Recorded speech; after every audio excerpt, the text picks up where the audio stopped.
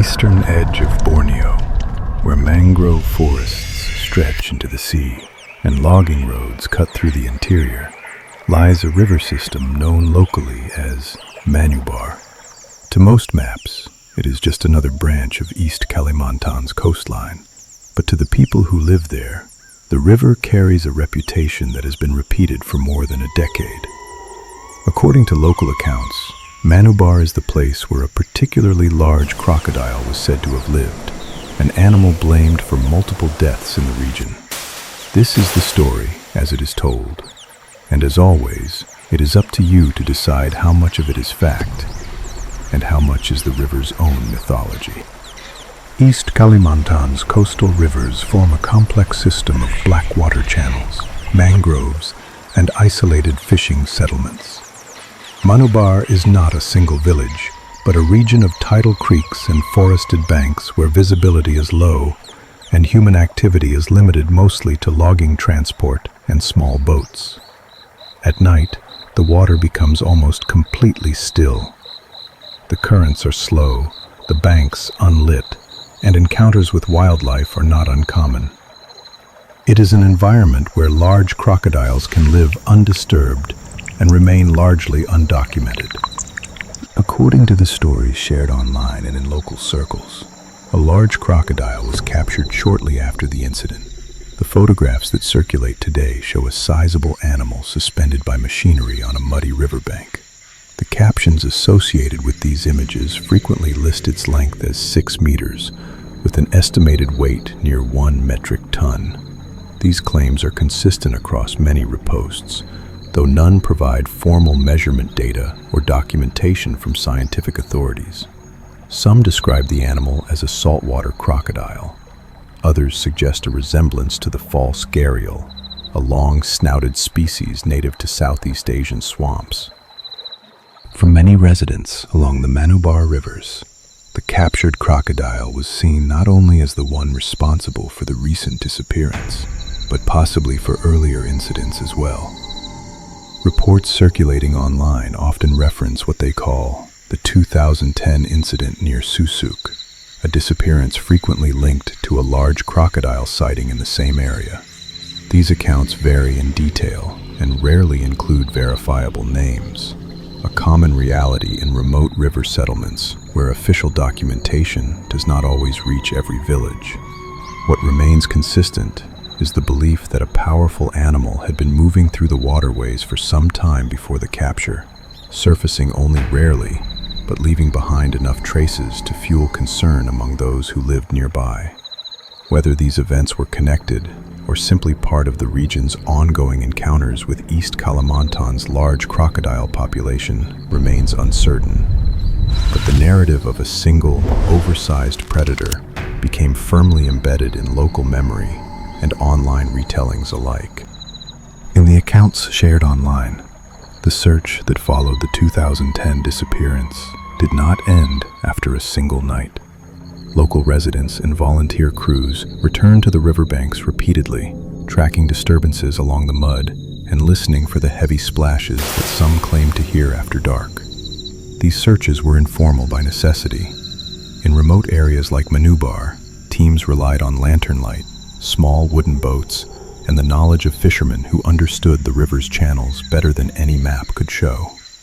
What eventually drew their attention was a stretch of riverbank where slide marks appeared wider than what most had seen before, a deep, curved impression in the mud, as if a very large animal had dragged itself out of the water only hours earlier.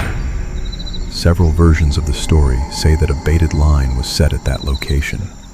Others describe a net stretched across a narrow inlet used by crocodiles moving with the tide.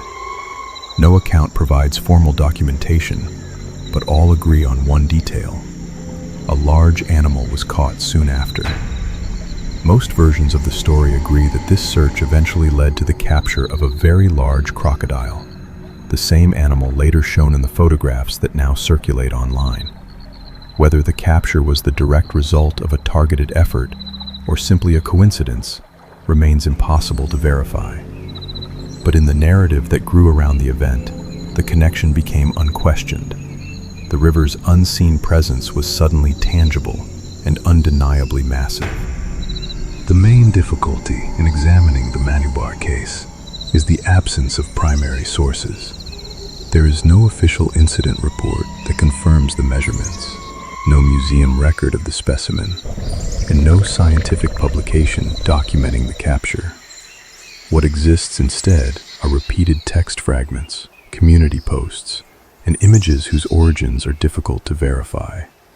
The crocodile in the photographs is clearly large, but the exact length, the number of victims, and the full context of the capture cannot be confirmed independently.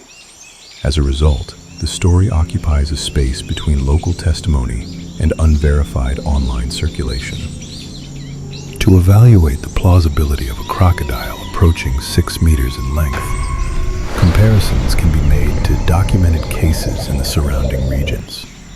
The well-known Sarawak crocodile Bujang Senang measured close to that size when examined after its death. While extremely rare, saltwater crocodiles exceeding 5 meters are biologically possible. Reports above that threshold require careful measurement and are often subject to exaggeration. In the case of Manubar, no verified measurements exist, but the environment could support a large individual. Remote river systems in East Kalimantan offer long periods without human interference, consistent food availability, and minimal territorial competition.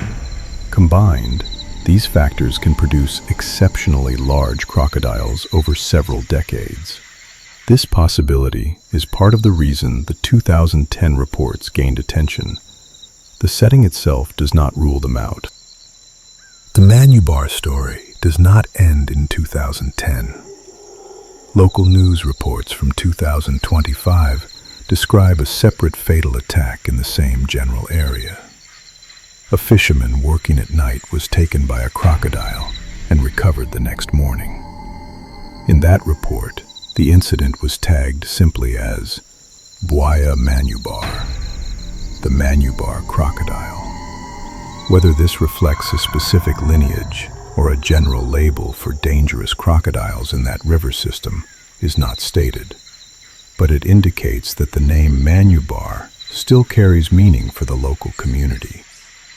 So what can be said with certainty? Manubar is a region where crocodile encounters are real and sometimes fatal.